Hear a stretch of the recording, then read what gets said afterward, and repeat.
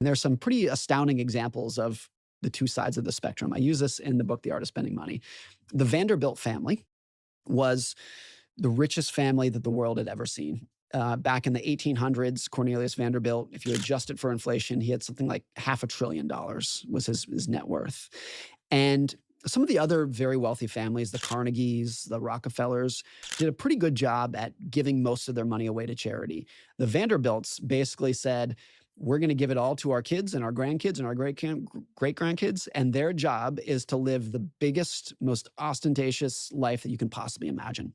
And the biographies that came from there of those Vanderbilt heirs would show, I think, without exception, that every single one of them was miserable. Hmm. Every single, these are, if you were a Vanderbilt heir in the early 1900s, the day that you were born, you got $500 million trust fund. And the only thing that was ever expected out of you in life was that you spend as big as you possibly can. And every single one of them was miserable.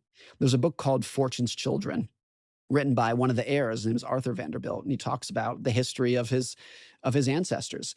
And it is one of the saddest books I've ever read, because these people are people who maybe you and I and people listening would look at and say, you're so lucky. I can't believe how lucky you got. You just got $1 billion the day you were born. And you read it and you say, like, I would never want that life, because they were very rich. They were the richest people in the world, but they had no independence. Hmm. Everything was dictated about, even including who they were allowed to marry, was dictated by kind of the social circle of their family.